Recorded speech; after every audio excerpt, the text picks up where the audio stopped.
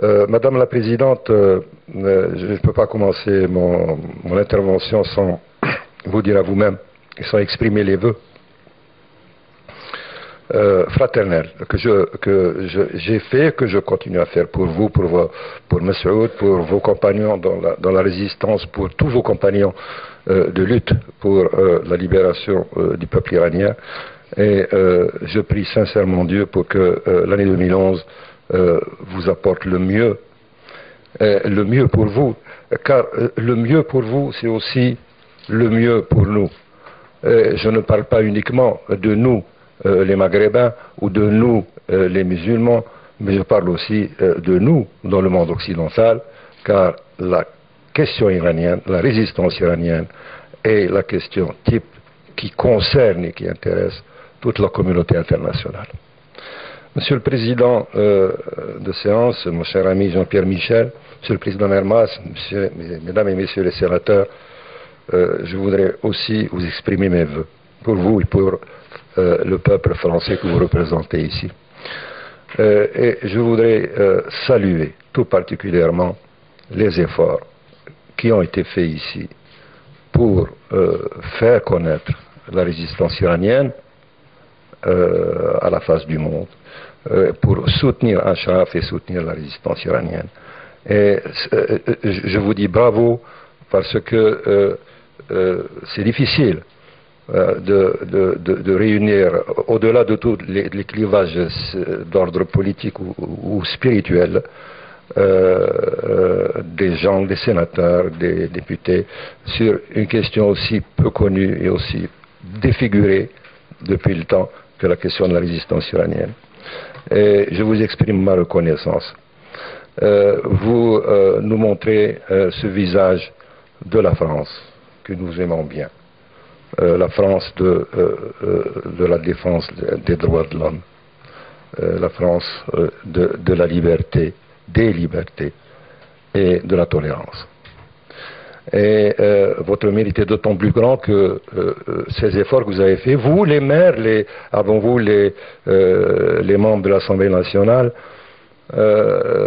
avaient agi dans un climat politique, disons malgré les positions gouvernementales, qui ont été très injustes. Les choses ont commencé à se réparer. Il reste du chemin à faire, mais vous faites désormais partie de l'immense majorité des parlementaires en Europe et aux États-Unis qui désormais soutiennent sans réserve la résistance iranienne. Je terminerai, Jean-Pierre, ce que nous avons vu tout à l'heure sur l'écran. C'est-à-dire des militaires irakiens qui, au nom du droit, qui crachent sur le droit international.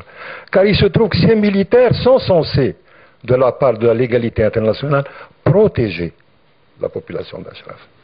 Et ce sont eux-mêmes qui, sous l'instigation visible d'étrangers, c'est-à-dire de non-irakiens, des agents des services de sécurité du régime des Mollahs, en train de caillasser et de massacrer, au terme d'un siège qui dure depuis 2 ans.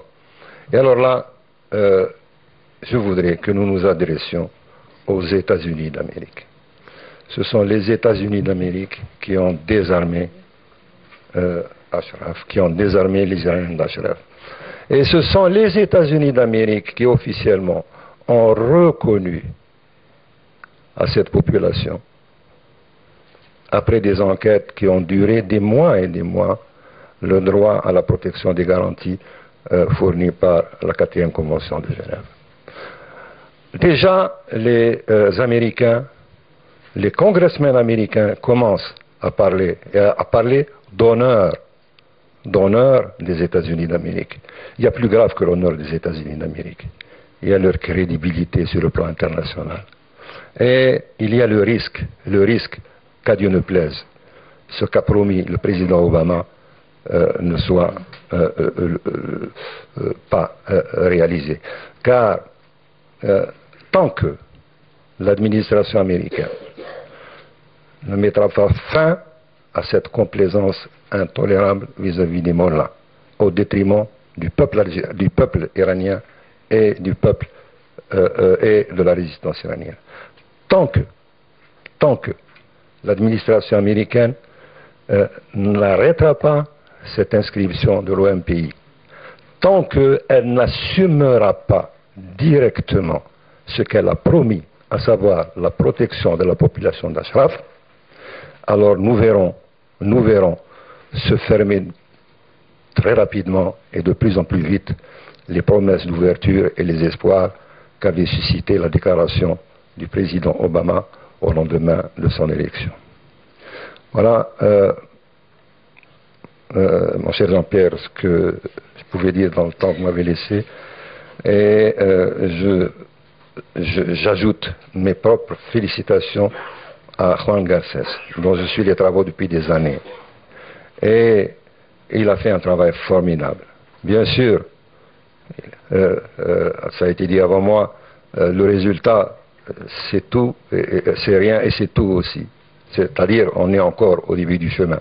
Mais il a fait un travail formidable qui montre ce que peut donner le talent, le professionnalisme ajouté à la conviction. Merci, mesdames et messieurs.